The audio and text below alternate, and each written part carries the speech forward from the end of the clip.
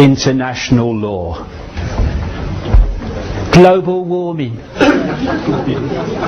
The carbon con. This is a cracker. I talked earlier about this network, and one of that network is called the Club of Rome, set up in 1968. People like Henry Kissinger, by the way, Henry Kissinger, massively part of this over the decades, is involved in all of them, and he's involved in the Club of Rome, and he connects into the Rockefellers and all the people I've been talking about. And its job has been to manipulate the environmental movement.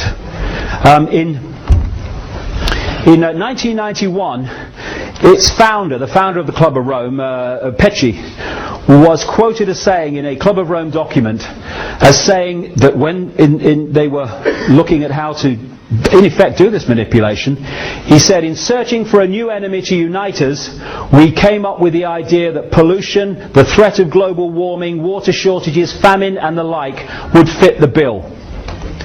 Here's another member of the Club of Rome.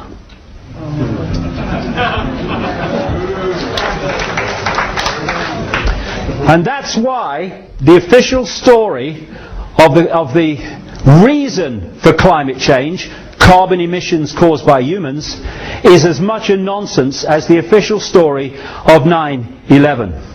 It is a problem, and the solution is international law, more and more taxation to save the planet, more and more imposition of the big brother state to save the planet. Now, I'm not saying that pollution's a good thing. I'm not saying that. But if we're going to get streetwise, we need to understand that it's not causing climate change.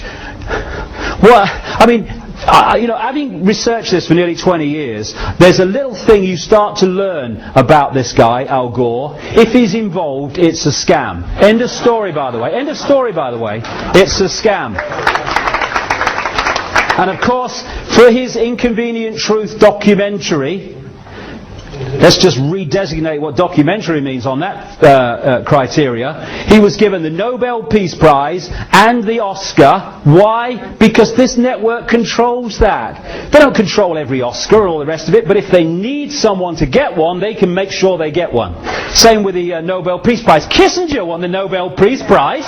Bloody war criminal. We'll be giving it to Blair next. Yeah, Blair. So, what we've got as a result of all this manipulation, Al Gore, is, you know if it's a scam as well, because Madonna's on the stage singing about it, right? This is the Global Warming Survival Handbook, going with the Live Earth concerts, orchestrated by Al Gore. David de Rothschild wrote that. Very good. I'm sure they care about the planet, as they're lending us money that doesn't exist and trawling the wealth as a result of us not paying it. Now, there's a thing they say about computers. Crap in, crap out, right? If you put garbage into a computer, you get garbage out. That's how the computer models came up with global warming. International law is where it's leading, and this is the cause of global warming. Stands back in amazement. You mean the sun has an effect on Earth temperature? Are you kidding? What happens is the sun goes in cycles. It generates what are called sunspots, which are massive explosions of energy powered out into the solar system, which comes to the Earth eventually as solar radiation. Some of these explosions, called sunspots, are as big as the Earth and even as big as Jupiter. When it is exploding energy, the temperature goes up. This is what these sunspots are. You can see them here. I think they might have a bearing on temperature. I think so. This is the recent sunspot cycle coming round, all the rest of it. And of course there are cycles where you have a sunspot cycle going round at this level of temperature, and then you have a cycle going round at this level of temperature. So that as the cycles go round, it's hotter or cooler in the different cycles as we pass through what we call time. Now, other planets in the solar system have been warming up. I don't know whether you've seen them factories on Mars. Them bloody Martians and them 4x4s, it's bloody outrageous. Now, what is the common denominator of these other planets and the Earth? Can't work it out. Must be the sun. Now, this is the great one. The temperature's higher than it's ever been since records began. When did they begin? 1862? That's 5 minutes ago in weather cycles. What are you talking about? Back about 800 years ago, they had the medieval warm period. This is mainstream science. This is not me coming up with alternative stuff. The medieval warm period, the temperature was higher than it is now. Okay? What caused the temperature to be higher in the medieval warm period than it is now? Could it have been turbocharged handcarts? What do you reckon? Could be. Flatulent horses, maybe. I can just see a medieval weather forecaster arriving in the village. Dobbin's got the wind, I think we're in for hot summer.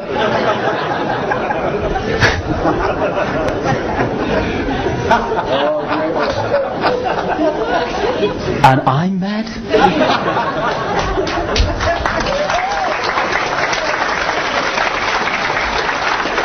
After the medieval warm period, and of course if they took back the temperatures to then global warming looks very different now. But what they do is they take it back to a period called the Little Ice Age, when the temperature dropped to the point where the Thames froze over, and they used to have ice fairs on the Thames. You can still see depictions of it in Christmas cards and stuff. It just so happens that during the medieval warm period there was a period of increased solar radiation, and during the Little Ice Age there was a decrease in solar radiation. So if you follow the red, which is the Earth temperature, and the green is sunspot activity, I think there might be some connection there myself. Let's come forward. Again, the green is sunspot activity, the red is Earth temperature. Up to 1940 it was rising as we came out of the Little Ice Age.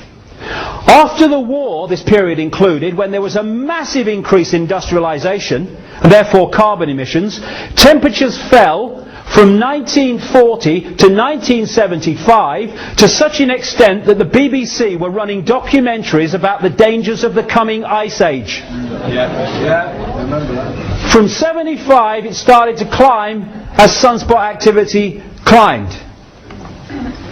This is a scientist, I saw his presentation a few weeks ago, called Peter Taylor. Now this man is the oil companies are paying him scientist. He's a former advisor on pollution and energy policy to national governments, the EU and the UN, and he was a lead advocate for Greenpeace. He was the man who broke the story through a Yorkshire television documentary years ago, when Yorkshire television did some really good documentaries, about the cancer clusters around what was called Windscale, now Sellafield, and the connection between the two. This is what Peter Taylor, an Greenpeace advocate at one time, says about global warming. Behind the scenes there is major disagreement among scientists. I know that. People at the cutting edge of their discipline are saying it's a nonsense, it doesn't stand up. They don't get the platform that the song sheet scientists get. Parallel to carbon dioxide rising, the solar field has increased by over 200% since 1900, and this is not factored into computer models. Global temperature is not rising as predicted. In fact, it fell by a whopping 0.6 degrees over the last 12 months, as much as it had gained in the previous 50 years. Many of the apparently random fluctuations of past temperature, like when Vikings grew crops in Greenland, correlate to variations of the solar electric field. Between 1983 and 2001, cloud cover, according to International Satellite Cloud Climatology Project, fell by 4% more than enough to heat oceans and account for global warming. A spate of recent science shows that temperature oscillations are timed by solar cycles, that the jet stream is affected by the solar wind, and that past high and low points in the solar cycle correlate with past temperature swings. Temperature's been falling recently. So much so that this was a headline in the Daily Mail. Recently, global warming could stop naturally for 10 years, say scientists. And you know what they said? Oh, we've still got to justify global warming. It said in the same piece, they said, oh, but imagine how hot it's going to be when it starts again. All right, okay. International law, that's what it's about. I'm coming to an end now, but let's look at why this is possible. Because we act like bloody sheep. We take in what people tell us and we believe it without question. And therefore, we are programmed to react as we choose to react, as they want us to react. A wonderful quote from Oscar Wilde. Most people are other people. Their thoughts are someone else's opinions, their lives are mimicry, their passions are quotation.